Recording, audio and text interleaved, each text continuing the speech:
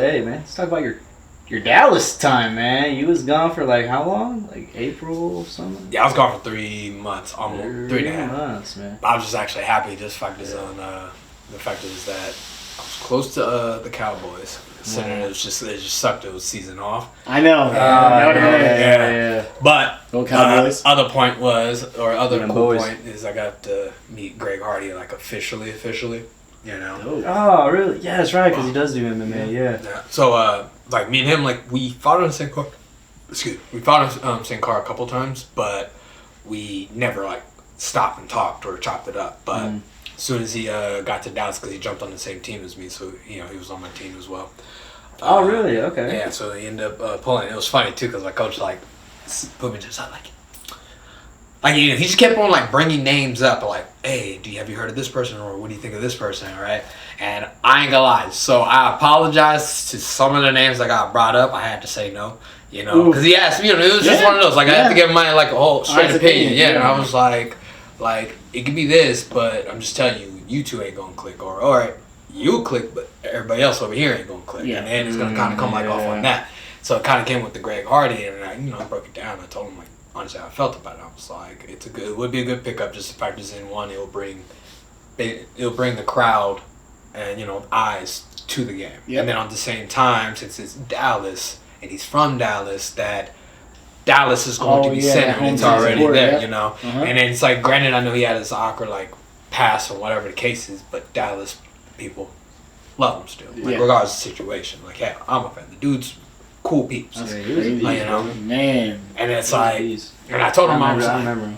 was always telling him, I was like, yeah, like, you gonna see him, and you know, he's probably like this. I was like, the way he's gonna react to things, you're not gonna be able to feel right. You know, you're gonna just feel like he's coming over too aggressive or whatever the case is, you know. And I was like, but if you get past that little line, you'd be great. And you know, and I told him, I was like, you two probably ain't gonna click, but y'all gonna click. If that makes sense. And he was like, what do you mean click but not click? I'm like, you'll see what I'm talking about. And I promise you, as soon as it gets on the team, they sit there and see it all. And I was like, I told you. Because, you know, it's like me, because, like at the end of the day, just like, you know, because me and him, like, chop it up and, you know, and we were talking about it, like, because I know we got onto this, like, whole conversation about money, you know, and he was talking to AJ.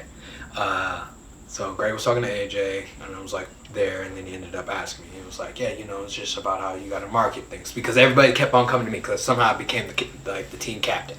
I became captain of the team, and they ended up. It's more like captain, as in like one, coming for advice, two, how to honestly market yourself and stuff like that. You know, so AJ was the one that I was always talking to. You know, so I ended up breaking it down, like, do this, do that. And then Greg kind of, like, jumped in that conversation or with them. Started breaking it down to him, like, all right, you want to end up doing this, this, and that, like this. At the end of the day, my name, it holds a lot of weight, which it does. Like, you know, to the moment, as in, if he asked to jump in a boxing, you know, boxing league or a boxing match or a cage fight, they're going to pay top price, period. Like UFC, they paid him like well over 6 figures. And then he ended up bringing it up like this. My first fight I made, basically, he said, like, you know, in the 6-figure mark, right? And he was like, Andre, when you were up in there, how much are you making? I was in the 5, like, you know. But he was like, and this is the crazy thing is, he's a better fighter than me. I just have a bigger name. And he made a point. Bigger name, better fighter. Doesn't matter. You can be able to beat everybody in the world, but if no one knows you, what are you making? Yeah. So you're just the best fighter that people know about. Like, you are the gym guy. Yeah. Like, you know. And then Greg, he does what he does best. You know, he performs. He's a football player, and people know him for that. And then when he ends up branching off, people are going to be intrigued and work on. Like, he can literally make an awkward video, and people are going to look at it just to see what he's doing. Like, you know, like he made a video about him working at Walmart, or not working at Walmart, doing a thing where he was in Walmart, and people thought he was working. I was like, yo, he's at Walmart. But then, you know, and then it's like, here's the funny thing is, the first thing they said in the sentence was, I don't work here. It's just when you try and, you know, he explain what he's doing. But everybody ignores that, and they just see him, oh, he works at Walmart. That was it. So that was like another big thing we were talking about. And it was like, but just off of me, them thinking I work at Walmart, guess how many views I got? Well over 1 million. Like, you know. Yeah, there's like articles and everything on it. Yeah, big old picture of, or video, you know, clip about him. So it was just like that. Like, you kind of end up weighing the thing, but it was like I stated, it was a good chance that I ended up meeting him, and you end up seeing things like dude's pretty cool. Nice. Yeah. That's dope, man. Yeah. So, what? Well, no, like what else you learn from him though? Besides that, it's more like what everybody learned from me. 'Cause like I said, they played me at the damn team cap. Okay, how deep was the team? Deep, the team, as in, what are we talking? Deep as in family-wise, or deep like as numbers. Okay, so the team goes up to 18 Gotcha. fighters. But for our team, we only had up to being like, we kept on bouncing back from 14 and 16, but we never had a full team. But we also did have like other guys that are just around or in the gym. And to be honest, like out of all of us, 4 of us was really close. And this is how my Spanish got a little bit, better. It was getting better. Like it was trash. And I got there, I got better, Okay. So, and it was like it was me, AJ, Dion, and Jennifer. So Jennifer, so I'm gonna go with Jennifer first. So Jennifer, she's from Spain. She's if you guys have watched Money Heist. That sounds familiar. This I've TV never show seen on it, but I Netflix. know about it. Heist. It's Money Heist. Yeah, it's Money Heist. Okay. They got like 4 or 5 seasons, whatever the dope. case is. She's in season 4, I believe, and she's like they classify her as the bad guy, but in reality, the people robbing the bank is the bad guy, and so she's the cop or one of the general cops, and badass in the whole thing. She's fucking awesome. Excuse cursing. She's awesome.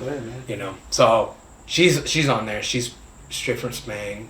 Good on the English. It's like better English than Dion, because Dion didn't speak a lick of English. Like Where's he from? He's from Cuba. Cuba. So, Cuba. I am very happy to be here. I am to fight in Texas. I am on your team. Hey, and funny thing about it is, it's like Dion, that dude, they got him named as the Cuban sniper. And The Cuban sniper. Cuban sniper. That's a fire That name. goes hard. That's a fire name. That's hard. That dude was a killer. Like mindset, you put him in there, no lick of English, and then wherever he ends up saying if he gives you English, it's gonna be one of those forever framed words that it's gonna be locked in your head, because There's not much else he gonna say. Yeah. So it was like one day, like he ended up sparring this dude named Freddie. Right, Freddie's a cool cat too, but that day it was funny because Freddie's like one of those, like, I'm going to trigger everybody, I'm going to fight you, like, he gets in your head, he mentally like, just try to fuck you, right? And him and Dion go at it, I promise you. Boom, bam, that's all you hear. You see everything, him talking, boom, still, nah, F the bell, we gonna keep going. They going at it, boom, bam. Dion's getting the better. Just know Dion, the Cuban sniper, is getting the better end of the stick on this, right? But he's still talking, and boom. And all you hear at the end is, I'm 160. I am 160. Oh, he says it about 4 to 5 times just to make sure to let him know I'm 160, because Freddie, he fights at 175, and at the time it was 180. Okay. So him being at 160, it was already the mind blown. And it was like, I'm 160. It was just like that. It was like, yep, that's forever gonna be like the quote for him in his shorts. Like, I'm at 160. It's like, so every time I see him, or if they're like around each other, I'd be like, I'm 160. And, but it was a good thing. Like out there, it was like a lot of trash talking, but everybody's still family. But it was just a lot of trash. They shot to Dion, man. Hey, Shot to Dion, bro. Cuban sniper, man. Come on. Yeah.